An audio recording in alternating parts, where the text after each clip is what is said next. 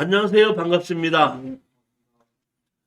오늘 22년 12월 24일 어떻게 크리스마스 이브인데도 오늘 날짜가 돼서 추천 물건을 강의하게끔 됐습니다. 매월 둘째, 넷째 금요일 날과 토요일 날 하게끔 되는데 오늘이 네 번째 토요일이다 보니까 오늘 강의를 하게끔 됐습니다.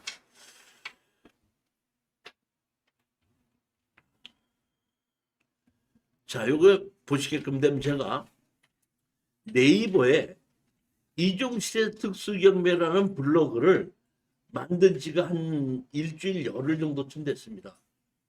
이게 만드는 것이 뭐냐면은 제가 만드는 것이 자 한번 보시겠습니다. 이게 제가 이 네이버에 그 블로그 만들어 놓은 거거든요. 그럼 왜 이걸 만들었느냐? 저는 특수경매만 추천을 하기 때문에 그 소송을 하는 일이 상당히 많거든요. 많은데 소송을 어떻게 해야 되느냐 이렇게 물어보고 하는 것이 많아서 제가 이 블로그를 만들어 가지고 여기 보시게끔 되면은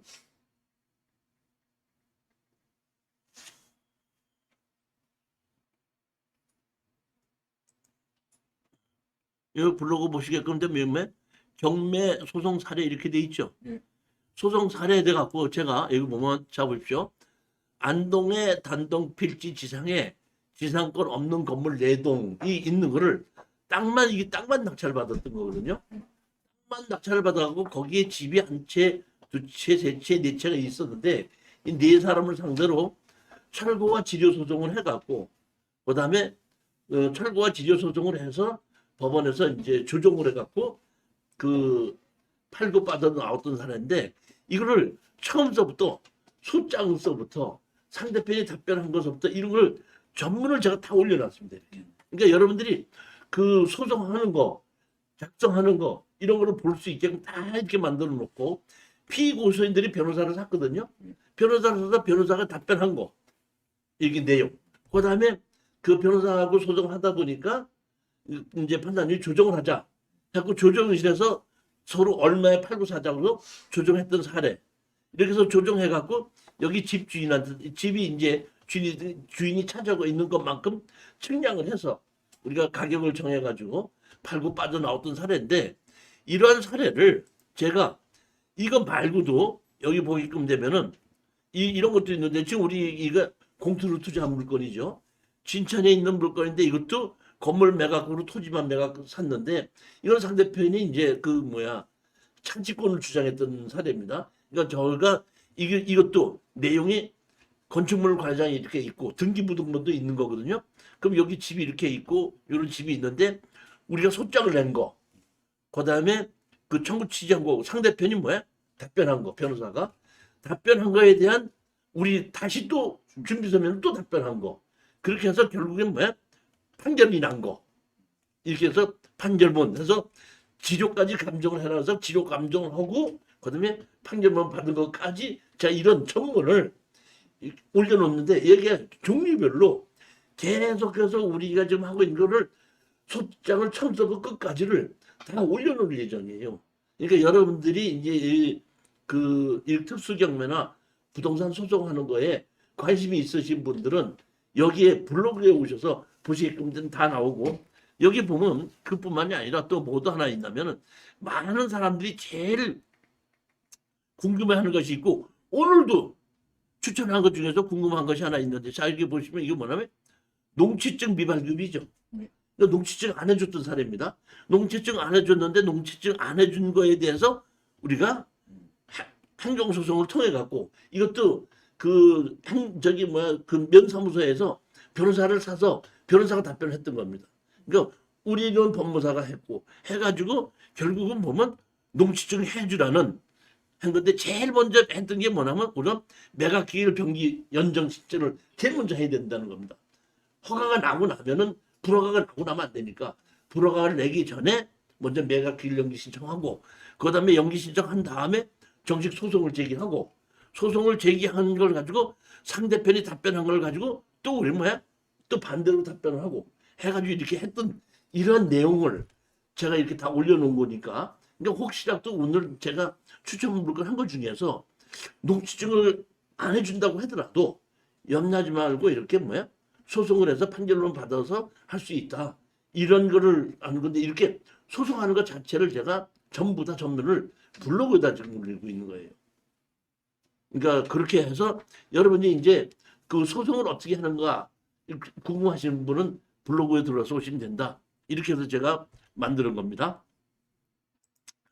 자, 그리고 제가 이게 매주 화요일 날 정규 과정으로 지금 이 6과목을 강의하고 있는데 지금 맹제 건축법상 도로 강의하는 게 이제 다음 주 화요일 날이면 이게 끝이 나고 그 다음 주에는 이제 다음 달이죠. 다음 달에는 이제 농지 경매에 대해서 또 이렇게 시작을 하는데 이 6과목인데 과목당 10만 원씩 해서 60만 원을 받으면은 일단은 1년 동안을 계속해서 수강을 할 수가 있고 나는 다 필요 없고 한 개만 듣겠다고 할 때는 한 과목에 교재 포함을 해서 10만 원씩에 이렇게 수강을 지금 할 수 있도록 만들어 드리고 있습니다. 자, 이제 정식으로 추천 물건 강의를 시작하도록 하겠습니다. 제일 첫 번째 물건입니다. 제가 여러분들에게 추천을 할 때에 여러분들이 이 물건에 대해서 빨리 먼저 이해를 하고 난 다음에 제 얘기를 들어야 되기 때문에 제가 매도 물건 개요 및 권리 분석을 이렇게 위에다가 적어놨거든요. 제일 먼저 파는 게 뭐냐? 평택시의 대지다 이런 겁니다. 그러니까 이 여기는 바로 건축허가만 받아서 건물을 짓는 건데 핵심은 지적주상 도로가 없습니다. 그 다음에 지구단위 계획을 있고 개발진흥지구로 지정이 됐고 지적주상 도로가 없는 땅입니다. 따라서 여기는 임차이나 이런 것이 없기 때문에 그런 권리 분석상으로는 아무 문제가 되는 것이 아니라 우리 보면 지금 가격이 6억 5천에서 3억 천까지 떨어졌는데 핵심은 뭐냐면은 우리는 이거 땅을 낙찰을 받았을 때 건축법에 의해서 건축허가가 날 수 있느냐는 얘기입니다. 자, 한번 보시겠습니다. 제가 여기 평택시 건축조례 이렇게 있는데 요거 조례를 보기 전에 먼저 항공사진부터 먼저 한번 보시겠습니다. 여기 보면은 여기에 보면 이렇게 현황도로가 다 있죠. 이쪽도 도로가 있죠. 이쪽도 도로가 다 있습니다. 이렇게 도로가 이렇게 있는데 여기도 도로가 있는데 지적도 상에는 보면 도로가 없죠. 여기 지적도가 표시된 거죠. 근데 지적도 상은 도로가 없는데 여기 보면 다 이렇게 집이 지어져 있죠. 그렇죠? 여기 보면 여기 감정평가사가 한 거 보면 여기 그 주변에 지적도상 도로가 없습니다. 자, 지적도상 도로가 없는데 아까 한번 보시겠습니다. 평택시 조례 건축법에서 남의 땅을 이용해서 진입도로를 만들고자 할 때는 땅 주인의 사용승낙을 받아와야 된다 이렇게 돼 있죠. 근데 다만 다음의 경우에는 그러하지 아니하다. 그러니까 사용승낙을 받지 않아도 되는 것이 언제냐면 여기 보면 평택시 조례로 나와 있는 겁니다. 사유주인 경우에는 포장이 되어 사용 중인 통로에 한정한다. 다시 말하면 국가나 지방자치단체 땅이 아니고 개인의 땅인 경우에는 현재 도로 포장으로 해서 사용하고 있는 경우에는 건축법상 도로를 인정하는데 언제 인정하냐? 현재 주민이 사용하는 통로를 이용하여 건축허가 된 처리한 사실이 있는 경우죠. 그렇지 않습니까? 그러면 현재 여기는 제가 보기에는 조례에 의해서 동도로를 이용하여 건축허가를 받은 적이 있는 것보다는 이런 것은 제가 보면 우리 그 건축법상 제가 맹제 도로 만든다 것 중에서 건축법상 도로가 62년도에 만들어졌다 그랬죠. 62년도 이전서부터 만들어진 동네 도로 이런 거를 마을 안길이라고 한다고 했지 않습니까? 이거는 제가 보기에는 마을 안길로 속하는 건데 마을 안길이냐 아니냐는 담당자의 주관에 속하는데 만약에 마을 안길이 아니라고 하더라도 아까 동도로를 이용하여 건축허가 받은 적이 있고 도로 포장이 돼 있을 때는 땅 주인의 사용승낙을 받지 않고 건축허가를 내준다고 돼 있지 않습니까? 그럼 이 포장이 다 돼 있죠. 그리고 여기 이 도로 여기에 있는 현황도로에서 다 집이 지어져 있죠. 그러니까 저는 조례를 통해서도 건축허가를 받는 데는 문제 없지 않느냐 이렇게 보는 겁니다. 여기 보시면 이 땅인데 여기 보면 이렇게 도로가 있죠. 이 도로보다 조금 낮죠. 나도 여기 동도로 이어 이렇게 있는 가운데 있는 땅이기 때문에 건축허가 받는데 아무 문제가 없다 이런 얘기입니다. 그러면 자 보십시오. 현재 부동산 가격이 많이 떨어졌죠. 제가 알고 있기로는 그 약 6년 전, 그러니까 문재인 대통령이 당선되면서 문재인 대통령이 당선되기 전에 먼저 대통령은 누구였었냐면은 박근혜 대통령이 있었는데 박근혜 대통령 때는 빚내서 집을 사자 이렇게 부동산 가격이 떨어졌었다는 때거든요. 근데 문재인 정부 때부터 들어오면서 올라가기 시작했단 말이에요. 그러면 지금 가격이 다시 떨어졌죠. 떨어졌는데 얼마까지 떨어졌냐면은 문재인 정부 때 부동산이 올라가기 시작하기 전에까지 떨어진 거예요. 그러니까 다시 말하면 지금 현재 가격이 어느 정도 가격이 나오면 그 박근혜 정부의 말기 때 가격이에요. 그러면 올라갔는데 올라간 것이 다른 부동산이 올라간 것이 아니라 일부 지역의 아파트가 올라갔거든요. 그러니까 올라간 아파트가 떨어진 거예요. 근데 땅은 안 올라갔거든요. 안 올라갔는데 지금 분위기가 이러다 보니까 땅값이 49%까지 떨어진 겁니다. 여기 보면은 지목이 대지입니다. 그러니까 농지도 아니기 때문에 농지 전용 허가를 받을 것도 없고 개발행 허가 받을 필요도 없습니다. 계획관리지역에 주거개발진흥지구 이렇게 돼 있죠. 주거개발진흥지구라는 일종 일반 주거지역과 같은 것을 지을 수 있는데 지적도상으로 보게끔 되면 도로 하나도 없죠.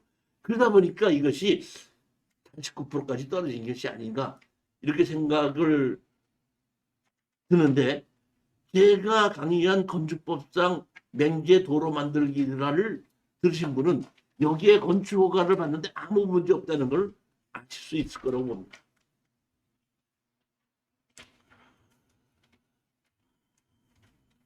자, 두 번째 물건을 보겠습니다.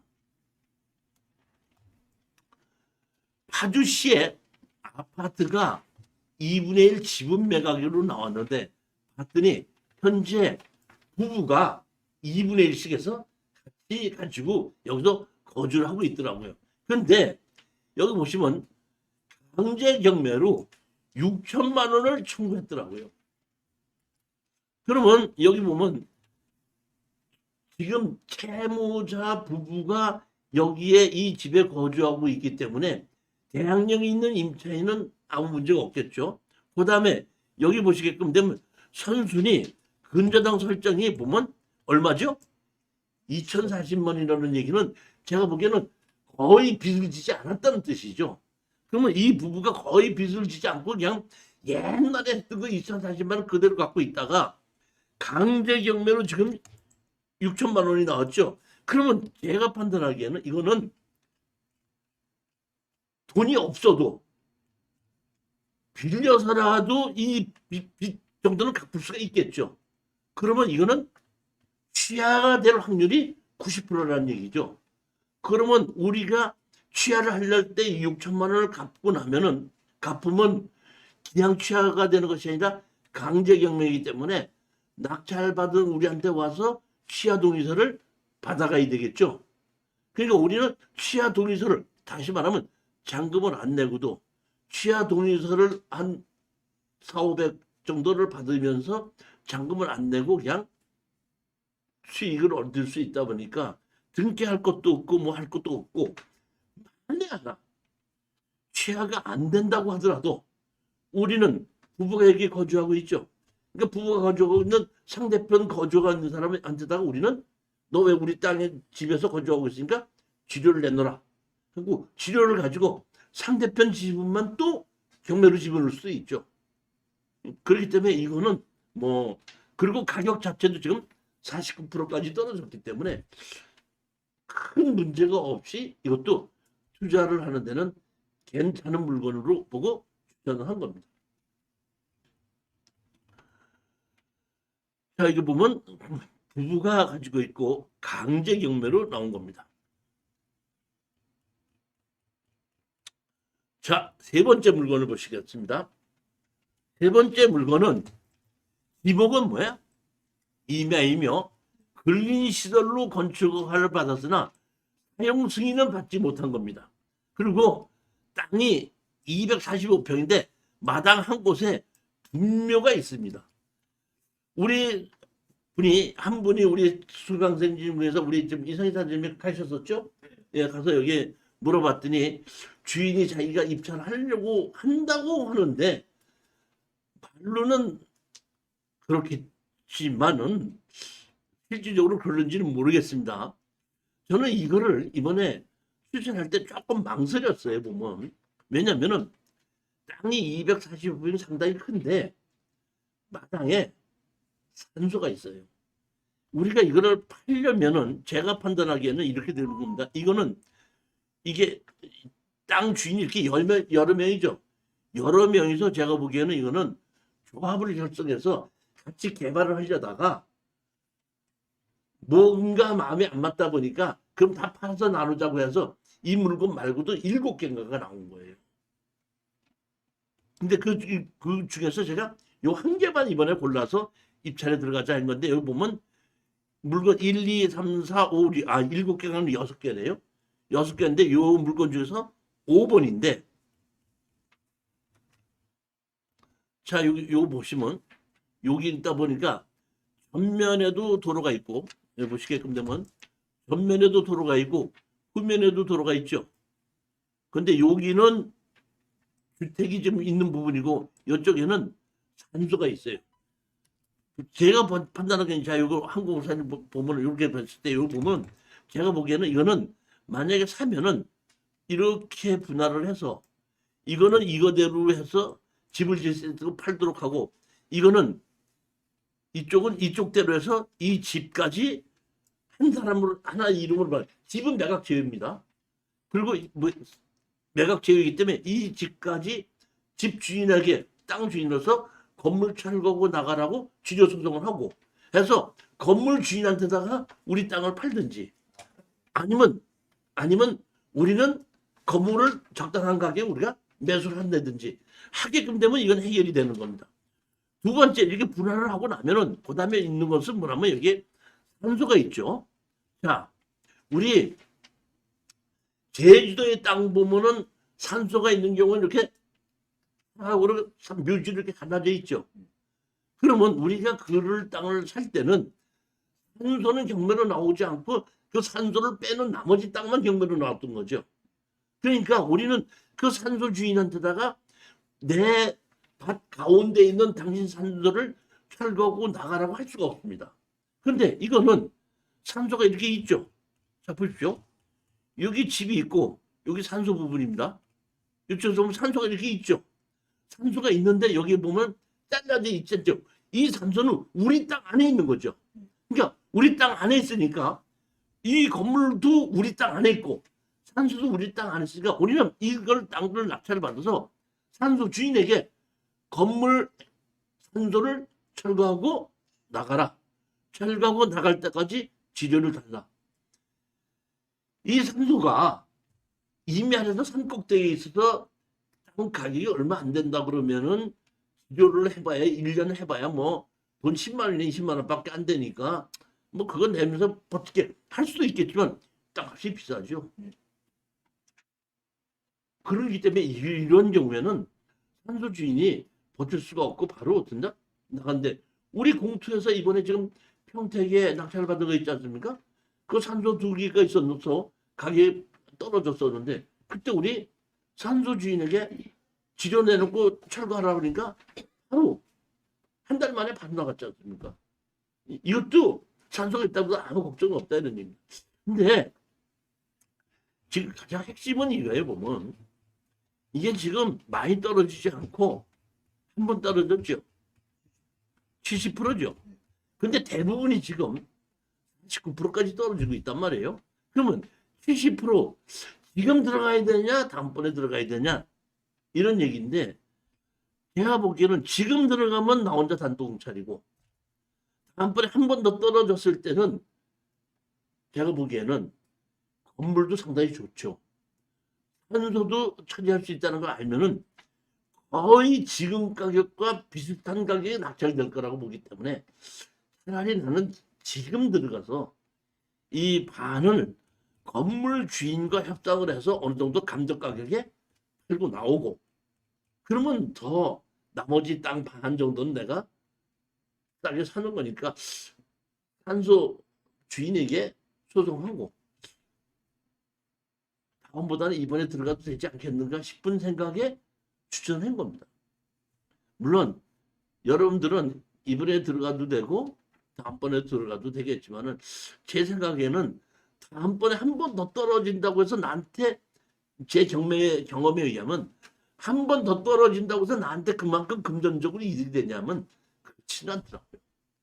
물건이 좋으면 한 번 더 떨어졌다가도 그 다음번에 먼저 가격에 근처까지 갑니다.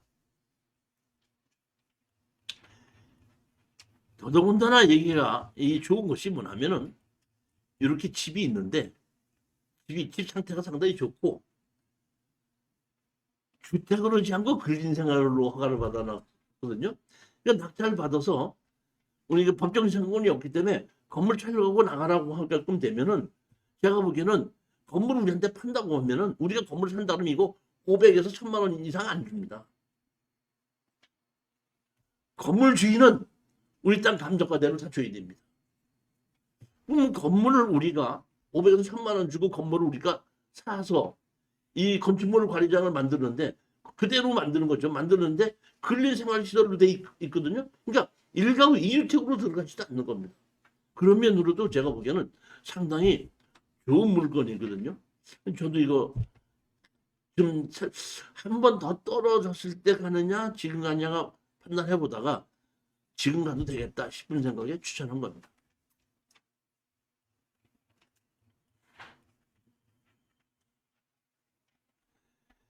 네 번째 물건을 보시겠습니다. 안성시에 있는 전원주택인데 토지 건물 전체 매각인데 이 물건은 전 소유자 양형은과 현 소유자 이용수기와 이게 뭐야? 소송이 붙은 겁니다. 소송이. 제가 이렇게 봤더니 이제 이 양현이라는 분이 스님이 돼가지고 1층은 그 불당으로 쓰고 있고 2층으로는 주택으로 쓰다가 제가 보기에는 이영숙 씨에게 이거를 팔았던 겁니다. 팔았는데 정확한 내용은 모르겠지만은 이 양현하고 이영숙이하고의 그 소유권에 대한 분쟁을, 그러니까 먼저 주인이 이 현 주인한테다가 그 명예를 다시 돌려달라는 소송을 낸 겁니다. 그렇기 때문에 이 안성인데도 불구하고 이것이 지금 보면 3억 3천짜리가 1억 1,500까지 떨어진 겁니다.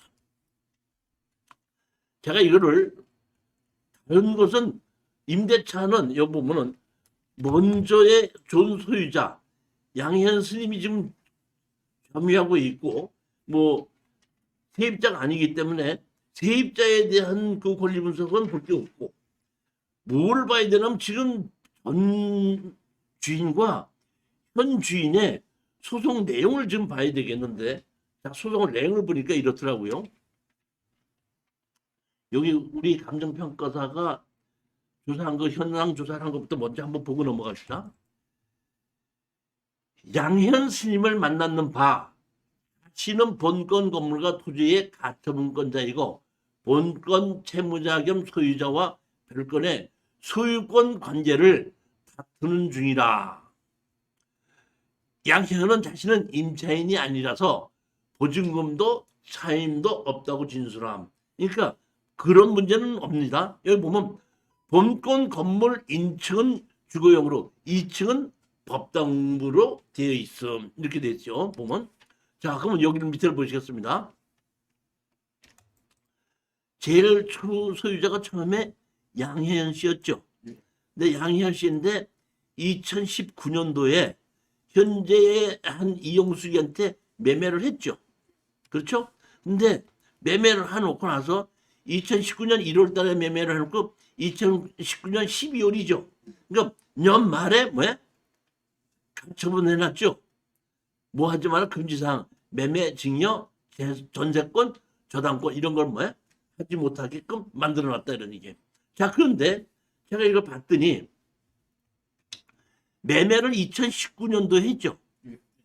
2019년 했는데 여기 보면은 먼저 주인이 양혜은이가 2016년도에 설정을 해놨죠. 6,500만 원에 산림조합에다가. 그렇죠? 예.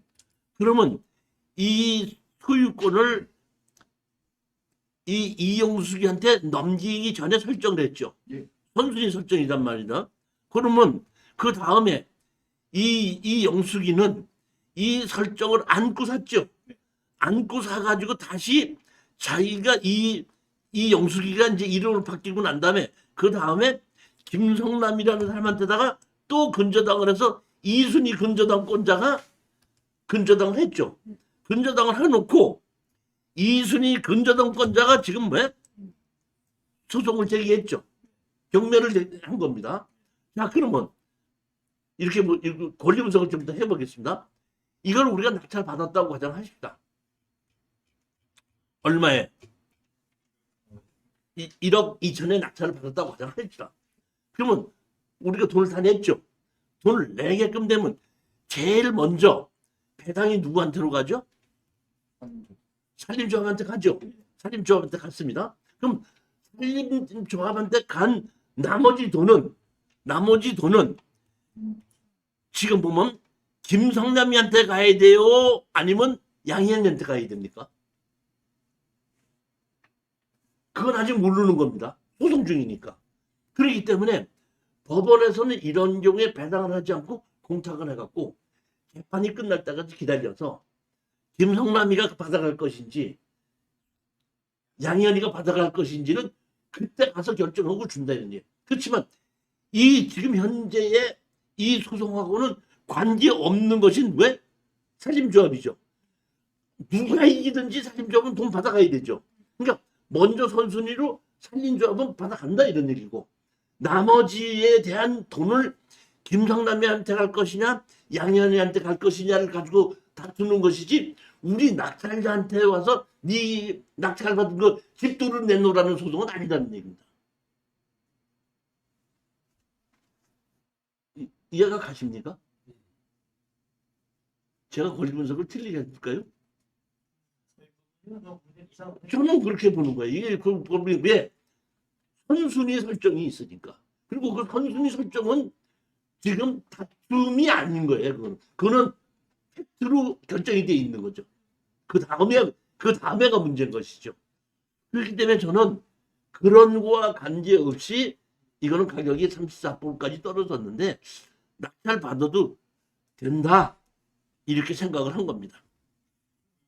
이영숙이한테 양혜연 씨가 선임이 가짜로 혹시 이렇게 매매를 시킨 겁니까?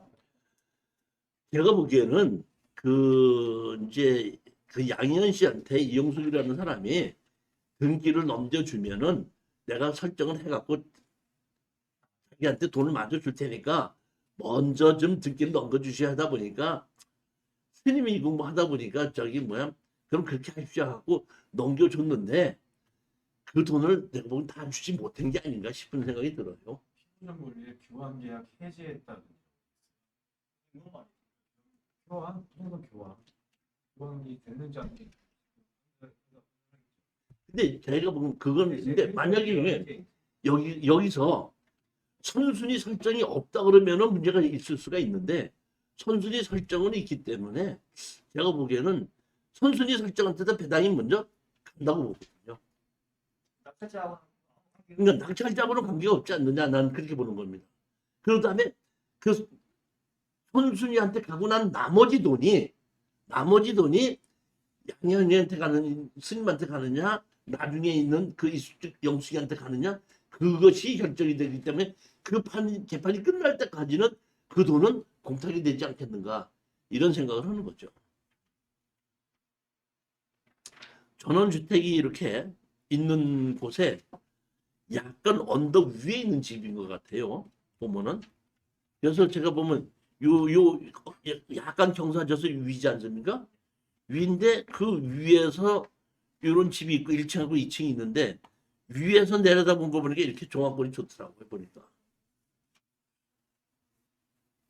제가 보기에는 이거 뭐 괜찮지 않느냐. 그러니까 이 먼저 주인과 현 주인의 다툼을 정확하게 권리 분석을 할 수 있다면은 사도 되지 않나 이렇게 보는 겁니다.